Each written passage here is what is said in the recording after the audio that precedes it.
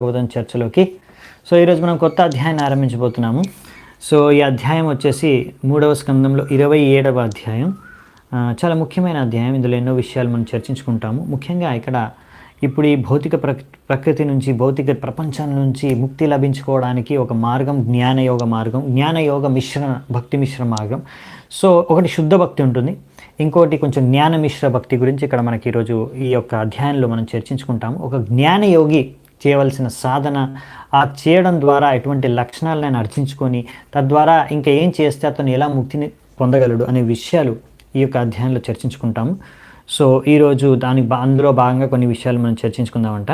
1 నుంచి 11వ శ్లోకం వరకు ముఖ్యంగా. సో మంగళాచరణ చేసుకుని ఆరంభిద్దాం. ఓం అజ్ఞానతిమిరాంధస్య జ్ఞానాంజనశలాకయ చక్షోరున్మిళితం येन తస్మై శ్రీగురవే నమః. శ్రీచైతన్యమనోభీష్టం స్థాపితం येन భూతలే స్వయం రూపः కదా మహ్యం దదాతి స్వపదాంతికం. వందేహం శ్రీగురూన్ శ్రీయుతాపదకమలం శ్రీగురూన్ వైష్ణవాంశ్చ శ్రీరూపం సాగ్రజాతం సహగణ రఘునాథాన్వితాం తం సజీవం సాద్వైతం సావధూతం పరిజనసహితం కృష్ణచైతన్యదేవం శ్రీరాధా కృష్ణపాదాన్ సహగణ లలితా శ్రీవిశాఖాన్వితాంశ్చ. నమామోం విష్ణుపాదాయ కృష్ణప్రేష్ఠాయ భూతలే శ్రీమతే భక్తివేదాంత స్వామినతి నామినే. నమస్తే సారస్వతే దేవే గౌరవాణి ప్రచారిణే నిర్విశేష శూన్యవాదీ పాశ్చాత్యదేశతారిణే. నమో మహావదన్యాయ కృష్ణ ప్రేమ ప్రదాయతే కృష్ణాయ కృష్ణ చైతన్య నామినే గౌరత్విసే నమః. హే కృష్ణ కరుణా సింధు దీనబంధు జగత్పతే గోపేశ గోపికా కాంత రాధాకాంత నమోస్తుతే.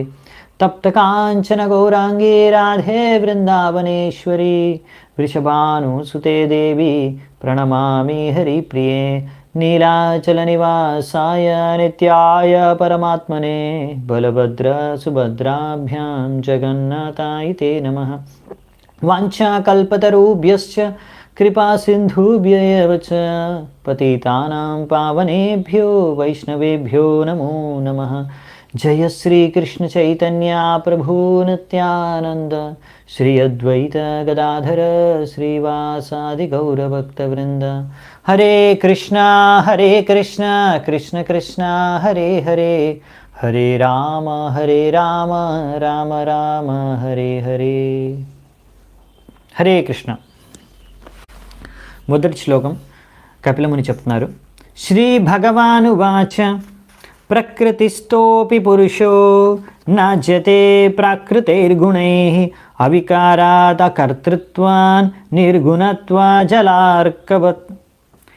సో ఇక్కడ భగవంతుడు చెప్పేది ఏంటంటే, ఒక జీవాత్మ ఎప్పుడైతే 3 గుణాలకి అతీతంగా వాటికి ప్రభావితం కాకుండా జీవిస్తాడో, ఎప్పుడైతే అర్థం చేసుకో నేను ఆత్మని, నేను ఎప్పుడు అవికారాత్, ఎప్పుడూ నేను పరివర్తన చెందను. భౌతిక ప్రపంచంలో ప్రతి ఒక్కటి కూడా పరివర్తన చెందుతూ ఉంటుంది. వికారం అంటే ఏంటి? ఏదో చేంజ్ అయిందనమాట. వికారం అంటే.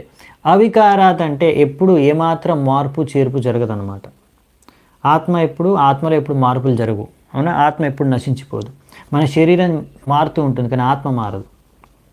సో అలా. అంతేకాకుండా అకర్తృత్వాన్ అంటే నేనే కర్త, నేనే ఈ యొక్క మొత్తానికి నాదే ఇదంతా, నేనే దీనికి అధిపతిని, నేనే దీని యొక్క భోక్తని అని అనుకోకుండా అర్థం చేసుకొని తన యొక్క స్థితిని, నేను ఎప్పుడు భగవంతుడి యొక్క భక్తుడిని, దాసుడిని అనే విషయాన్ని అర్థం చేసుకొని భగవంతుడి కోసమే, భగవంతుడి ఇచ్ఛానుసారంగా నడుచుకునేవాడు ఎప్పుడు ఈ యొక్క కర్మ 3 గుణాల ప్రభావితంలోకి రాకుండా, ఎప్పుడు కూడా ఈ శరీరంలో ఉన్నా కానీ, ఈ భౌతిక శరీరంలో ఉన్నా ఈ భౌతిక ప్రపంచానికి అతీతంగానే జీవించవచ్చు.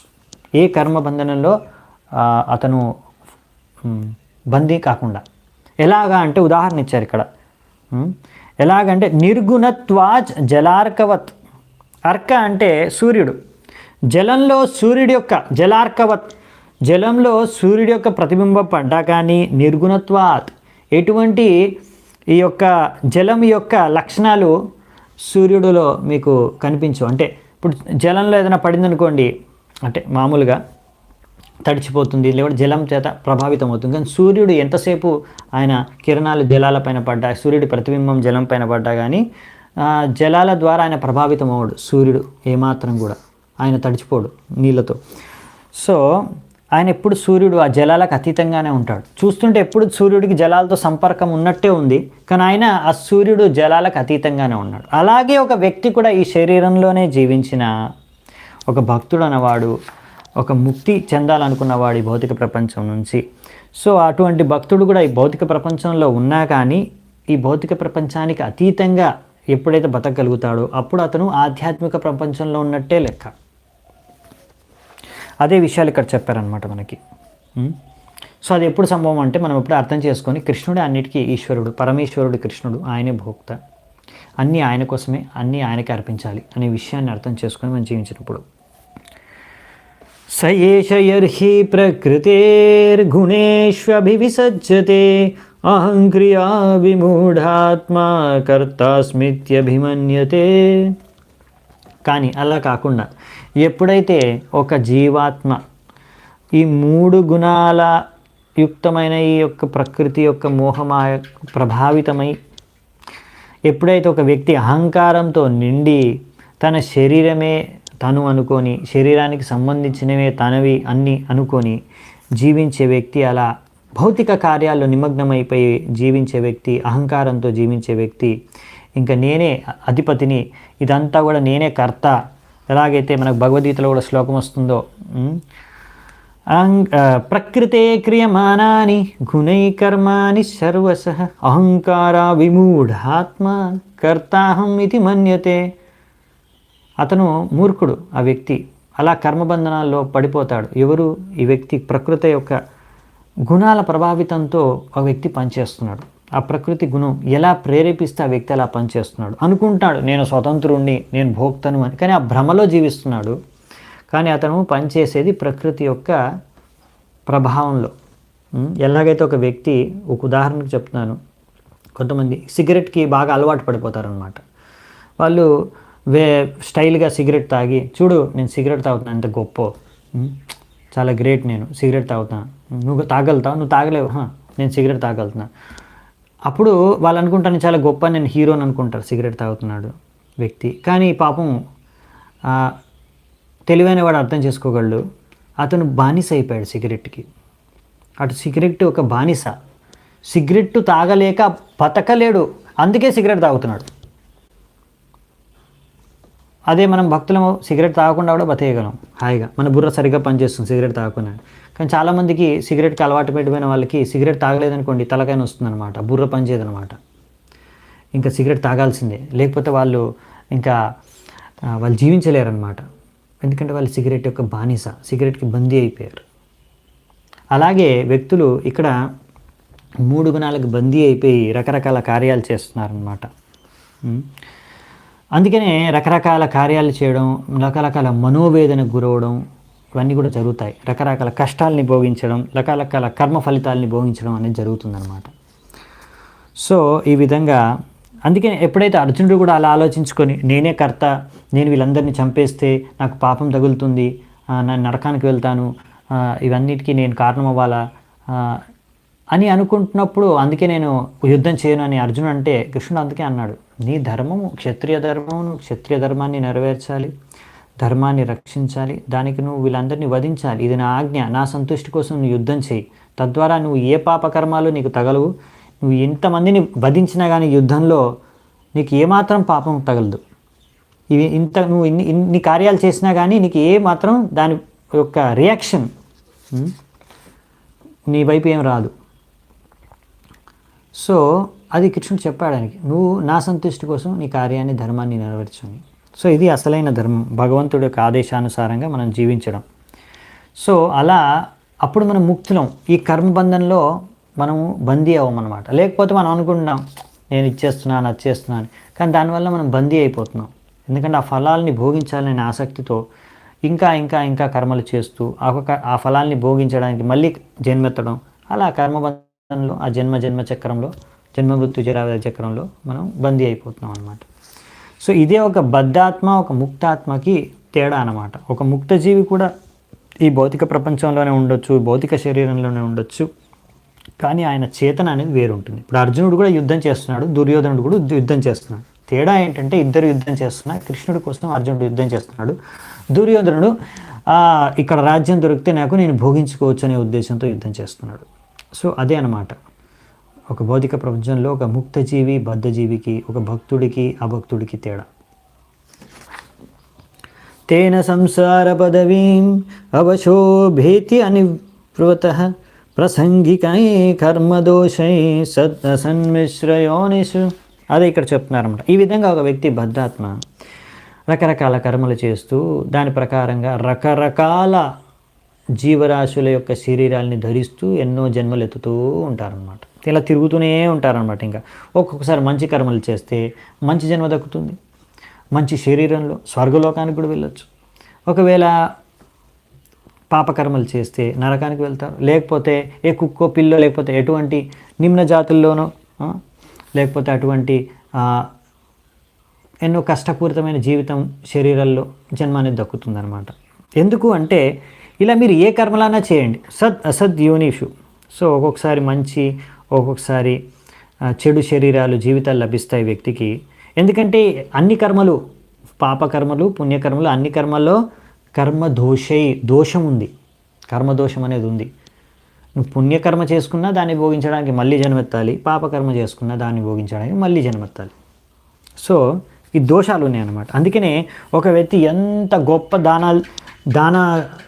దానం చేసినా సరే, కొంతమంది చాలామంది ఇలా పెద్ద పెద్ద హాస్పిటల్లో పనిచేస్తారనమాట. ఆసుపత్రులు ఫ్రీగా అందరికీ వైద్య సదుపాయం కల్పించడానికి, లేకపోతే కొంతమంది స్కూల్లో పనిచేస్తారు, అందరికీ ఫ్రీగా ఉచితంగా భౌతిక విద్యను ప్రసాదించడానికి.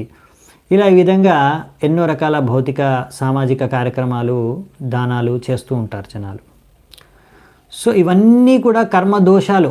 ఎందుకంటే ఇవన్నీ మంచి కర్మలే, పుణ్యకర్మలే. తద్వారా వాళ్ళకి మంచి ఫలాలు దక్కుతాయి. ఆ ఫలాల్ని భోగించడానికి మళ్ళీ నెక్స్ట్ జన్మలో ఒక మంచి ధనికుడి పరివారంలో కానీ, స్వర్గంలో కానీ అలాంటి ఒక మంచి జన్మ దక్కొచ్చు. కానీ మళ్ళీ జన్మ అనేది ఎత్తాల్సిందే. అందుకనే ఈ కర్మల్లో దోషం ఉందనేది. సో అదనమాట. అర్థే హి అవిద్యమానేపి సంస్కృతిర్న నివర్తతే ధ్యాయతో విషయానస్య స్వప్నే నర్తాగమోయత. సో అసలైతే ఏంటంటే ఒక జీవాత్మ భౌతిక ప్రపంచానికి, భౌతిక విషయ వస్తువులకు అతీతం. ఎందుకంటే ఆయన ఆధ్యాత్మికం, స్పిరిచువల్ ఆత్మ అనేది. కానీ ఇప్పుడు ఇలా భౌతిక చేతనతో, భోగవృత్తితో నిండి ఉన్నాడు కనుక జీవాత్మ అతని యొక్క భౌతిక బంధన అనేది తెగట్లేదు.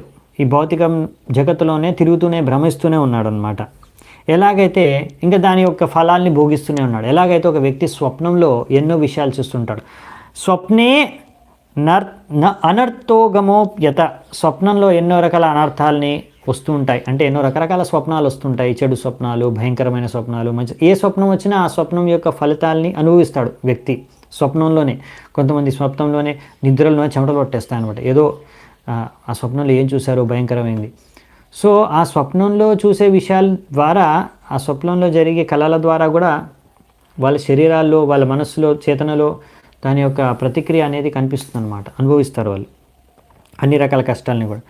సో అందుకని అదేవిధంగా ఈ వ్యక్తి ఎప్పుడైతే ధ్యాయతో విషయానస్య, ఈ విధంగా వ్యక్తి ఈ విషయ వస్తువులను భోగించాలనే ఉద్దేశంతో ధ్యానం చేస్తూ ఉంటాడో అప్పుడు ఆ వ్యక్తి తప్పకుండా మళ్ళీ రకరకాల కర్మలు చేస్తూ దాన్ని ఫలాలను అనుభవించడానికి మళ్ళీ జన్మలు అనేది ఎత్తుతూ ఉండాలన్నమాట. అందుకనే మనం అర్థం చేసుకోవాల్సింది ఏంటంటే భుక్తారాం యజ్ఞతపసం సర్వలోక మహేశ్వరం సుహృదం సర్వభూతానాం జ్ఞాత్వా మాం శాంతి మృచ్చతి.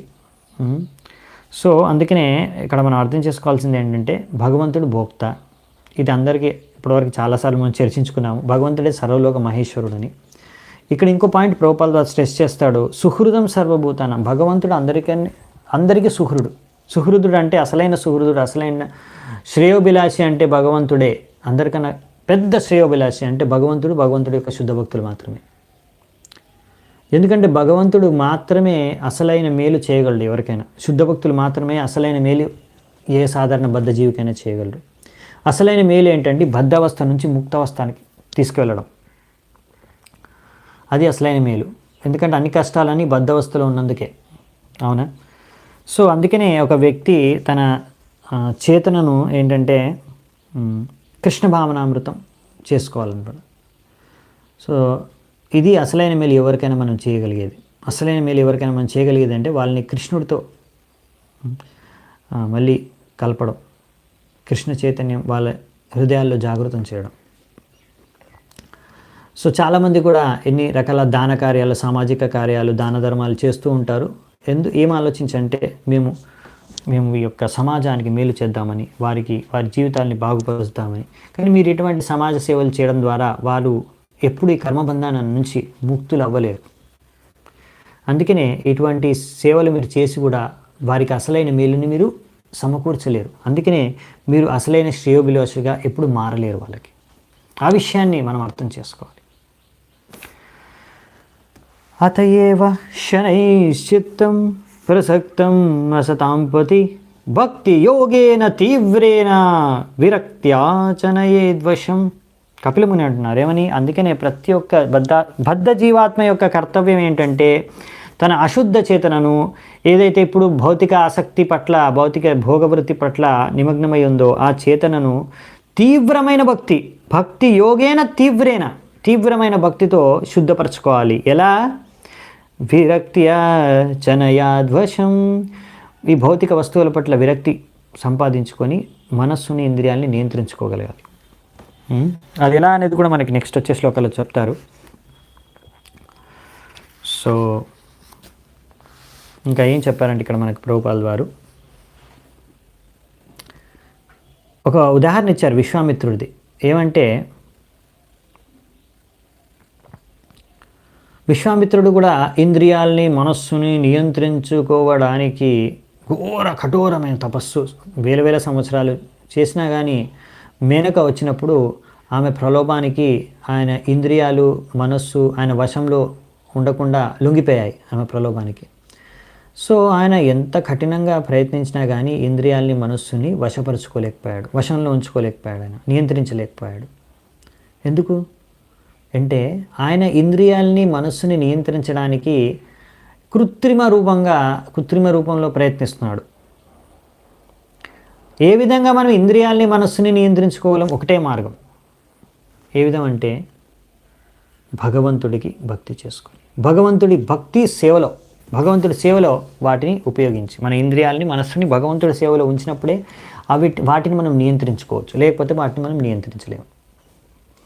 ఈ విషయం అర్థం చేసుకోవాలన్నమాట. ఈ విశ్వామిత్రుడి ఉదాహరణ దానికి ఒక నిదర్శనం.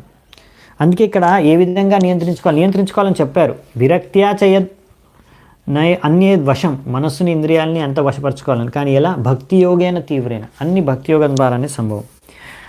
సో యోగ పద్ధతిలో అందుకే ఎన్నో రకాల నియమాలు అన్నీ ఉంటాయి, విధి విధానాలు.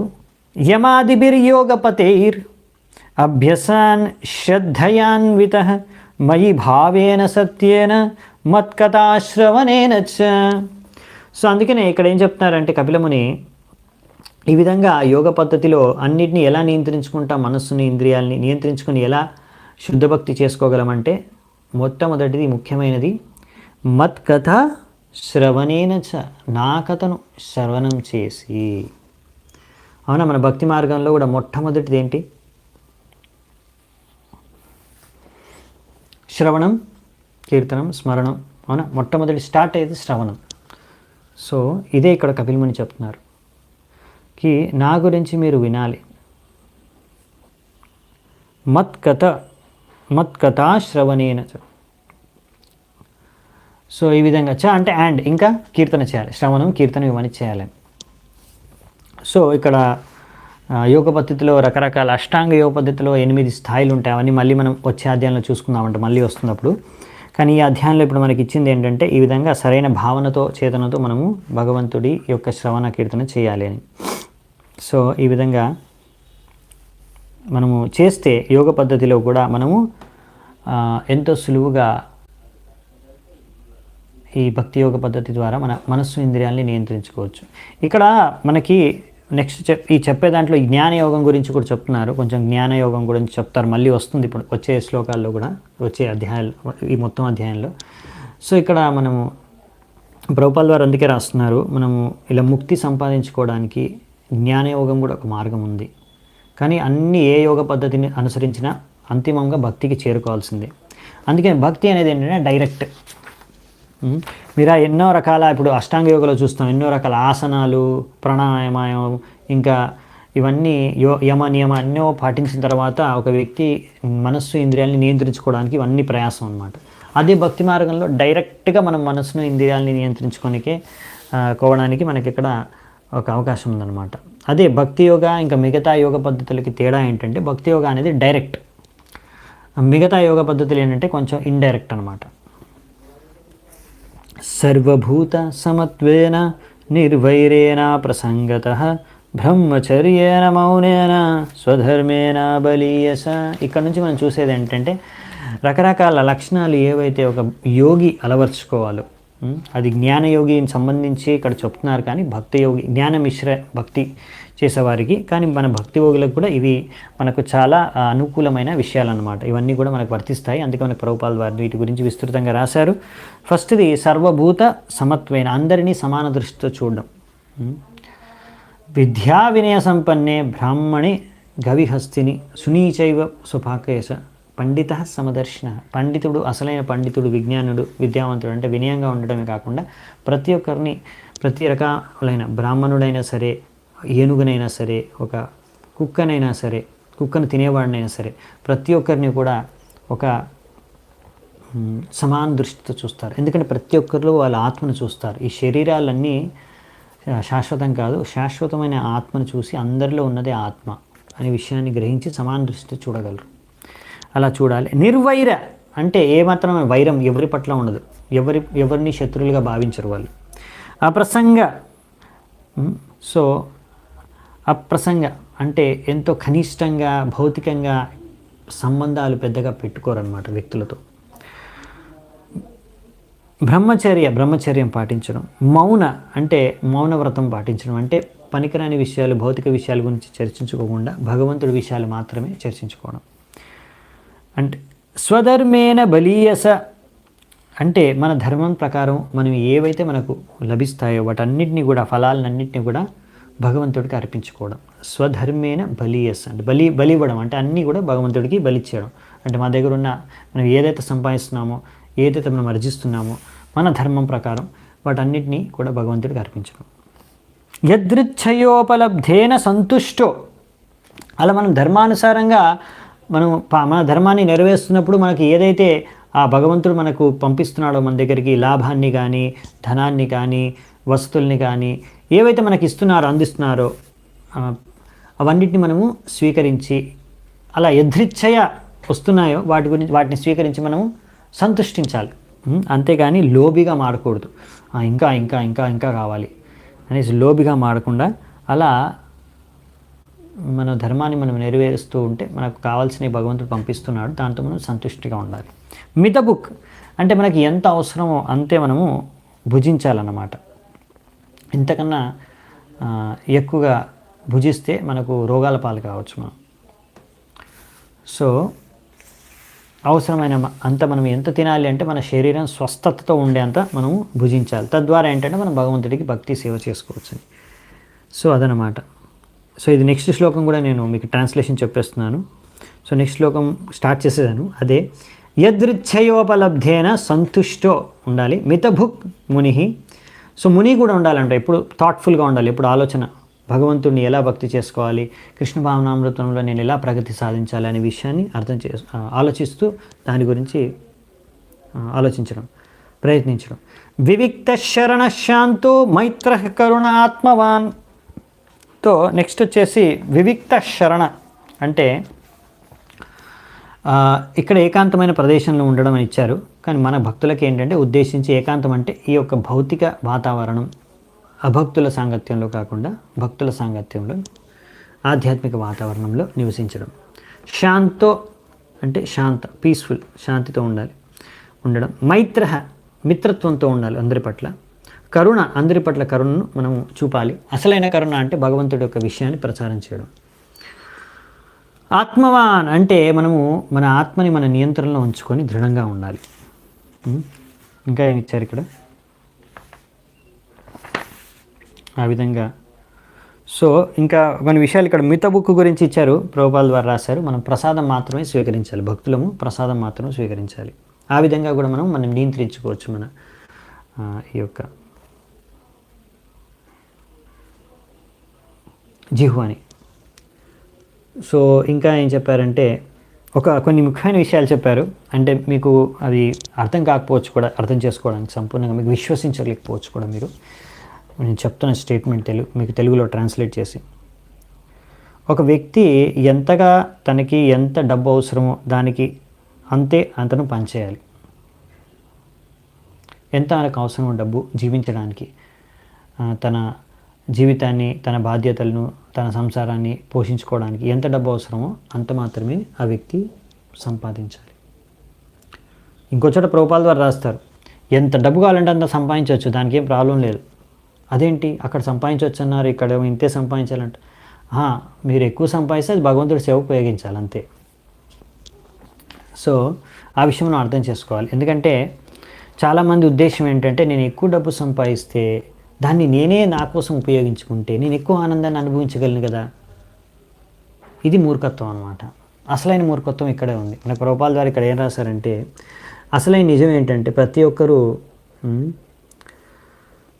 వాళ్ళ కర్మానుసారంగా వాళ్ళకి ఎంత సుఖం వాళ్ళు అనుభవించాలో అంతే సుఖాన్ని అనుభవిస్తారు. సో వాళ్ళ కర్మానుసారంగా ముందే వాళ్ళకి నిర్ధారించబడింది, మీరు ఈ జీవితంలో ఇంత సుఖాన్ని ఇంత దుఃఖాన్ని అనుభవిస్తారు అని. ఎలాగైతే మనం దుఃఖం కోరుకోకుండా అని వచ్చేస్తుందో అలాగే సుఖం అనేది కూడా వస్తుంది అన్నమాట. సో ఈ సుఖం అనేది, భౌతిక సుఖం అనేది ఒక అనుభవం, మన మనస్సులో ఉండే అనుభవం మాత్రమే. సో ఒక వ్యక్తి చిన్న విషయం ద్వారా, చిన్న వస్తువు ద్వారా కూడా ఎంతో ఆనందాన్ని, సుఖాన్ని అనుభవించవచ్చు. ఒక వ్యక్తి ఎంతో ధనం, సంపత్తి ఉన్నా కానీ ఆనందాన్ని, సుఖాన్ని మనసులో అనుభవించలేకపోవచ్చు. సో ఈ ఆనందం, భౌతిక సుఖం అనేది అది మీ దగ్గర ఎంత ధనం ఉంది, ఎంత ధనం లేదా అనే దాని మీద కానీ, మీ దగ్గర ఎన్ని వస్తువులు ఉన్నాయి, ఇవన్నీ వస్తువులు లేవా అనే విషయాలు దాని మీద ఆధారపడలేదు. మీ మనోచేతన స్థితి పైన ఆధారపడుతుంది అనమాట. అది మీ కర్మానుసారంగా మీరు అంతే సుఖాన్ని మీరు భౌతికంగా మీ మనస్సు ద్వారా అనుభవించగలరు, దుఃఖాన్ని కూడా అంతే అనుభవించగలరు. సో మీరు అందుకే ఎక్కువగా ప్రయాసించి ఎక్కువగా డబ్బులు దాచుకున్నారనుకోండి, దాని ద్వారా మీకు అవసరమైన కన్నా ఎక్కువ మీ ఇంద్రియ భోగాలకి, మీ భౌతిక విషయాల కోసం, భౌతిక ప్రవృత్తి కోసం మీరు దాచుకున్న డబ్బుల ద్వారా మీకు టెన్షను, ఇంకా రకరకాల రోగాలు అనేవి ఉత్పన్నం అవుతాయి అన్నమాట. అంతేకాని ఆనందం, సుఖం అనేది దొరకదు, ఎక్స్ట్రా సుఖం ఏం రాదు. మీ కర్మానుసారంగా మీరు ఎంత సుఖం దొరకాలో అంతే దొరుకుతుంది. సో అందుకనే మనము అలాంటి ఎక్స్ట్రా డబ్బునంతా కూడా భగవంతుడి సేవ కోసం ఉపయోగించాలి. ఇక్కడ వెంకటరమణ ప్రభు అడుగుతున్నారు, అదే చెప్పాను నేను, ప్రభుపాల్ వారు కూడా అంటారు. సో మీరు భగవంతుడి సేవ కోసం కావాలంటే మీరు ఎక్కువ డబ్బు సంపాదించాలనుకుంటే సంపాదించుకోవచ్చు, భగవంతుడి సేవ ఉపయోగించుకోవచ్చు. సో అప్పుడు అది భక్తి అవుతుంది అది. సో మీరు ఇప్పుడు అర్జునుడు ఉన్నాడు, ఆయన యుద్ధం చేస్తున్నాడు, యుద్ధం చేసి భగవంతుడిని సంతృప్తిపరుచుతున్నాడు. సో అతను యుద్ధం చేయడం కూడా శుద్ధ భక్తి. సో అలా భగవంతుడి కోసమే ఇప్పుడు మనం మన శరీరాన్ని, మన సంసారాలని, ఫ్యామిలీస్ని పోషించడానికి, సో మన శరీరాన్ని పోషించుకోవడానికి మనం ఏదైతే డబ్బుని వినియోగిస్తున్నామో, ఆహారాన్ని తీసుకుంటున్నాము, ఇదంతా కూడా మనం ఎందుకు ఈ మన శరీరాన్ని మనం కాపాడుకుంటాం, తద్వారా మనం భక్తి చేసుకోవాలి. ఆ విధంగా మన శరీరాన్ని కాపాడుకొని స్వస్థతతో ఉంచుకొని తర్వాత మనం భక్తి చేసుకుంటే అప్పుడు అదంతా కూడా భక్తి అవుతుంది. మనం ఆహారం అంటే ఇప్పుడు మనం ప్రసాదమే స్వీకరిస్తాం, అది కూడా ఒక భక్తి కార్యమే. మన శరీరాన్ని సంరక్షించుకోవడం కూడా ఒక భక్తి కార్యంగా మారిపోతుంది ఎప్పుడైతే మనం మన శరీరాన్ని భగవంతుడికి ఉపయోగించడానికి వినియోగిస్తాము. సో శరీరాన్ని పోషించడం, పాలించడం కూడా ఒక భక్తిలో ఒక అంగం అయిపోతుంది. అలా మన జీవితం అంతా కూడా భక్తిమయం అయిపోతుంది. కానీ అలా కాకుండా మన శరీరానికి అయితే మనం ఎంత తినాలో అంతే తినగలుగుతాం కదా, అంతకనే అయితే ఎక్కువ తినలేము, అవునా? ఒక వ్యక్తి 4 చపాతీలు తినాలనుకున్నాడు, తినగలిగే కెపాసిటీ ఉందనుకోండి, సామర్థ్యం, అంతే తింటాడు, అంతకనైతే ఎక్కువ తినలేడు. ఒక కానీ ఎందుకు ఎక్కువ డబ్బు మరి కావాలి? ఇంకా ఎక్కువ మంచి బంగ్లా కావాలి, మంచి కారు కావాలి తిరగడానికి, లేకపోతే మంచి వసతులు కావాలి, విదేశాల్లో తిరగాలి, లేకపోతే ఇంకా ఎక్కడెక్కడో భోగించాలి, ఎన్నో విషయ వస్తువులు, 5 స్టార్ హోటల్, 10 స్టార్ హోటల్ తినాలి, లేకపోతే ఇలా ఎన్నో భోగ వస్తువుల్ని భోగించాలి అనే ఉద్దేశంతో వ్యక్తి ఎక్కువ డబ్బులు సంపాదించాలని కోరుకుంటాడు. సో దాని ద్వారా అతను కర్మబంధంలో పడిపోతాడనమాట. సో అదనమాట. సో మన ఆధ్యాత్మిక ప్రగతి అనేది ఏ ఒక్క భౌతిక వస్తువు పైన కానీ, భౌతిక పరిస్థితి పైన కానీ అది నిర్ధారించలేదన్నమాట. అంటే ఒక వ్యక్తి అందరికన్నా ధనికుడైనా పర్వాలేదు, లేకపోతే అందరికన్నా పేదవాడైనా పర్వాలేదు. ప్రతి ఒక్కరికి కూడా ఎంత ధనికుడైన వ్యక్తికైనా కానీ, ఎంత పేదవాడికైనా కానీ ఇద్దరికీ కూడా సమాన అధికారం, సమాన సువిధ ఉందన్నమాట భగవంతుడి భక్తిలో ప్రగతి సాధించడానికి. వీడి దగ్గర చాలా డబ్బులు ఉంది కాబట్టి ఇతను భక్తిలో ఫాస్ట్గా వెళ్ళిపోగలడేమో, ఇతని దగ్గర డబ్బు లేదు కదా అందుకే భక్తిలో ముందుకు వెళ్ళలేడేమో. అలా ఏం లేదు. కొంతమంది వాదిస్తారు కూడా, ప్రభుజీ చూడండి డబ్బు ఉంటే అది టికెట్స్ ఉంటాయి కదా, దర్శనం టికెట్ కొనేసుకొని వాళ్ళకు తొందరగా వాళ్ళ దర్శనం అయిపోతుంది, భగవంతుడి దగ్గర నుంచి దర్శనం చేసుకోగలుగుతారు. అదే డబ్బు లేని వాడైతే వాడికి దూరం నుంచి దర్శనం దొరుకుతుంది, లేకపోతే చాలా టైం నించోవాల్సి వస్తుంది లైన్లో. సో అలా దర్శనం మీకు దగ్గర నుంచి, భగవంతుడి దగ్గర నుంచి మీకు దర్శనం దొరికింది, చాలాసేపు వరకు మీరు భగవంతుడి దర్శనం దొరికినంత మాత్రాన మీరు భక్తిలో ప్రగతి సాధిస్తున్నారని ఏమీ గ్యారంటీ లేదు. ఒక వ్యక్తికి చాలా దూరం నుంచి భగవంతుడి దర్శనం దొరుకుతుంది, చాలాసేపు లైన్లో నిలబడ్డ తర్వాత భగవంతుడి దర్శనం దొరికితే అతనికి భక్తిలో ప్రగతి సాధించట్లేదు, తక్కువ సాధిస్తున్నాడు అని ఏమీ గ్యారంటీ లేదు. అలా పోల్చడం అనేదే తప్పు. మనము భగవంతుడి ముందుకు వెళ్తే భగవంతుడు మనల్ని దర్శించుకుంటాడు. తద్వారా భగవంతుడి దృష్టి మన మీద పడడం ద్వారా మనం శుద్ధమవుతాం. అలా అన్నమాట. మనం భగవంతుడిని ఏం దర్శించుకోగలం? మనకు అటువంటి ఇంకా అంత చేతన అంత కళ్ళు మనకి బద్ధవస్థతో లేవన్నమాట. భగవంతుడి యొక్క ఆధ్యాత్మిక సౌందర్యాన్ని మనం ఇంకా దర్శించుకుని అంత స్థాయికి చేరుకొని లేదు. శుద్ధ భక్తులు దర్శించుకోగలరు భగవంతుడి ఆధ్యాత్మిక రూపాన్ని. సో మనం శుద్ధపరచుకోవడానికి భగవంతుడి దర్శనం తీసుకుంటున్నాం. సో మన చేతన ఎలా ఉందో దాన్ని బట్టి మనం భక్తిలో ప్రగతి సాధిస్తాం. మన దగ్గర ఎంత డబ్బు ఉంది, మనకు దగ్గర నుంచి దర్శనం దొరికిందా, దూరం నుంచి దర్శనం దొరికిందా, ఎంత తొందరగా మనకు దర్శనం దొరికిందా, దాని ద్వారా కాదనమాట. భగవంతుడు మన చేతన ద్వారా సంతృప్తి చెందినప్పుడు మనం భక్తిలో ప్రగతి సాధిస్తాం. సో ఇలాంటి చాలా విషయాలు ఉన్నాయి. ఇప్పుడు మనకు సమయం అయిపోతుంది కనుక నెక్స్ట్ 2-3 శ్లోకాలు ఉన్నాయి, అవి చూసుకొని మనము కంప్లీట్ చేద్దామంట. ఇంకా చాలా విషయాలు ఇక్కడ చెప్పారు యాక్చువల్లీ ప్రభుపాల్ వారు. ఇక్కడ ఎలా మనం వ్యవహరించాలి భౌతిక జనాలు, ప్రజలతో, వాళ్ళతో ఎలా వ్యవహరించినప్పుడు కూడా వాళ్ళతో ఇక్కడ అన్నారు కదా, వాళ్ళ కనిష్ట సంబంధాలు వాళ్ళు పెట్టుకోరు అనేసి భౌతికంగా. అంటే మరి మనం జనాలతో మాట్లాడాలా వద్దా ఏంటి అంటే, వాళ్ళు ఇక్కడ రాశారు ప్రభుపాల్ వారు, భక్తులు అనేవారు అందరితో devotee should be friendly to everyone, అందరితో స్నేహపూర్వకంగానే వ్యవహరిస్తారు. బట్ కానీ భక్తులతో మాత్రమే వాళ్ళు ఎంతో సన్నిహితంగా వ్యవహరిస్తారు. అదే వేరే అందరితో ఆఫీషియల్గా అంటే ఆదరపూర్వకంగానే వ్యవహరిస్తారు. ఇక్కడ ప్రభుపాల్ ద్వారా శ్రీమేసే yes sir what you say is right but is not intimate with them. అతను వాళ్ళంటే సరే హరే కృష్ణ సరే బాగుంది అంతే, కానీ వాళ్ళు సన్నిహితంగా మనం వ్యవహరించరు అన్నమాట. కానీ మన వ్యవహరణ మాత్రం అందరితో ఆదరపూర్వకంగానే ఉంటుంది, స్నేహపూర్వకంగానే ఉంటుంది. కానీ సన్నిహితం అనేది భక్తులతో మాత్రమే, అదనమాట. సానుబంధే చ దేహేస్మిన్ అకుర్వన్న సదగ్రహం జ్ఞానేన దృష్టతత్వేన ప్రకృతే పురుషస్య చ. సో ఈ విధంగా మన యొక్క చూసే శక్తిని మనము ఎలా పెంచుకోవాలి అంటే, సరైన జ్ఞానాన్ని సంపాదించుకొని ఒక 2 ఉంటాయి కదా మనకి, భౌతికం ఆధ్యాత్మికం, ఆత్మ ఇంకా భౌతిక విషయాన్ని తేడా అర్థం చేసుకొని, తద్వారా మనము సరిగ్గా అర్థం చేసుకొని అరే నేను శరీరం కాదు అని శరీరం పట్ల ఆసక్తి పెంచుకోకుండా ఉండేటట్టుగా ఉంటే అప్పుడు మన సరైన దృష్టి అనమాట. అది ఇక్కడ రాశారు. ఇంకా నివృత్త బుద్ధ్యవస్థానో దూరీభూతన్య దర్శన ఉపలభ్యాత్మానాత్మానం చక్షుషేవార్కమాత్మదృక్. సో